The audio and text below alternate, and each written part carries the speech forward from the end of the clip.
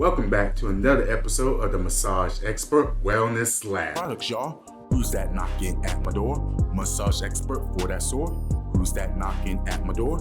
Emmy Essential Products, y'all. Welcome back to my channel. If you don't remember me, I'm your mobile massage therapist, the Massage Expert. Today's holistic discussion is about defining sports massage, and we have returning guest Michelle, a Las Vegas sports massage therapist. I'm going to be telling Michelle 3 different definitions of sports massage for her to analyze. Are you ready to get started? This definition says a sports massage is a form of massage involving the manipulation of soft tissues to benefit a person engaged in regular physical activity. What does that mean? The definition sounds good to me. So basically, it's just preparing your sports player or your performer or your athlete to go do their thing. A lot of times what they'll do, they have, they have kind of seasons that they train in. So it's like, okay, we're preparing to get ready to train. Okay, now we're training. Okay, now we're training a little harder. Okay, now we're training to play. Okay, now we're playing.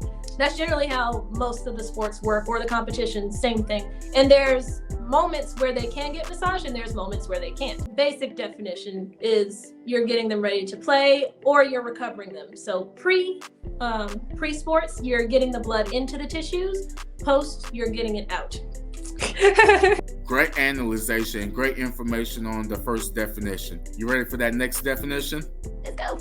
A medical dictionary that I found says sports massage is a sports medicine, a Western massage that addresses specific needs of athletes' components, using Swedish massage, crossed fibers, deep compression massage, trigger point, before and after events to enhance performance or promote health properties. What does all that mean to us?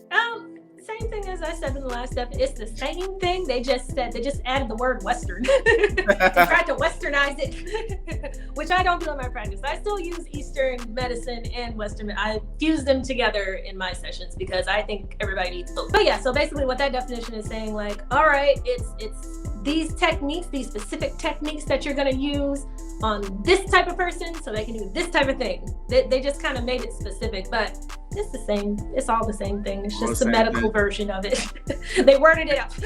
Yes, and that's where I've learned that a lot of times when you're dealing in the medical setting is that it's more terminology that they use. They use more terminology to explain where the location of the pain is, what kind of things are happening with the fibers. Is the skin inflamed? Is the person feeling pain, tightness, discomfort, heat, or cold? So that you have a whole list of things that's going on with that client. And then you have to find from a whole book of diagnosis to kind of diagnose the person with all these type of symptoms or diagnoses that we call them in the medical term. Which, as a massage therapist, we can't diagnose anything. It's always like, and that's another thing with medical stuff. That's the difference between Western and Eastern medicine. Western is very like this, A plus B equals C. Whereas it really might not be that. So for instance, I'll give you an example for maybe like a boxer. I work on a lot of MMA fighters and boxers here. You know, say somebody is having like some really issues with their shoulder. Mm-hmm. The medical textbook is going to say, okay, well, it's the pec because they're doing this and this and this and this. Where, okay, yeah, maybe that is part of the problem. Maybe that's 50% of the problem, but there's another 50%. You've done all the work. Now what? It's still bothering the person. So then you may have to go to Eastern and say, are you stressed about something? Are you having any stomach issues? Are you having this issues? You may want to check the feet, see if you feel anything that may be going on in the meridians. You know what I mean? So I promise there are extra components to this. I see it all the time. It's not always just muscular. Sometimes there's a holding pattern. Did you have trauma here? And it may not be like a car accident or something. It may be an emotional thing, you know? They may have had, I don't know, making this up. They may have had somebody grab them when they were like 3 years old from their shoulder, and that's a locked emotion that's in there. And that's a completely different psychological and mental. Yeah, and I mean, you can use Eastern medicine to help with that, but Western medicine is only going to do so much. I really believe that you need both to facilitate the healing of most problems. I'm loving these analyzation of these sports massage definitions. Here's the last one. Think of sports massage as a more forced sibling of a deep tissue massage. The two massages are similar. Firm pressure, focusing on muscles and connective tissues deep within the body. I don't think they're siblings. Maybe they're like cousins. Cousins. Distant cousins. Or the cousin that lives a state away. Maybe more of that, because I say that because so deep tissue is not deep pressure, right? We all know Yes. this. Or maybe we don't. So a deep tissue massage does not mean deep pressure at all. You can do a light deep tissue massage, a light pressure deep tissue massage. So with that said, in sports, I'm not heave-holding people for 3 and 4 hours. That is not what I do. A lot of times, like I said, I will do cranial sacral within a session to get the body to relax. Would I do Swedish? No. No. In a token deep tissue massage, it's really just deep Swedish, right? Yes. With similar techniques and maybe some added techniques, but at the base of it is that. With sports, you're also doing stretching. You're doing more assessments than you would in a normal deep tissue. You know, you wouldn't be sitting here in a deep tissue massage client's trying to still reasonably relax. Sports is like, hey, what did you do under here? I feel something. What did you do? You know what I mean? You have more assessment. You may be really looking at having a real conversation with the client about all of their history, what they're trying to do, what they're planning to do, what they're doing for the rest of the day, what do they do during the day. A general deep tissue, some people may do that, some people may go that far, but a lot don't. Also the use of tools.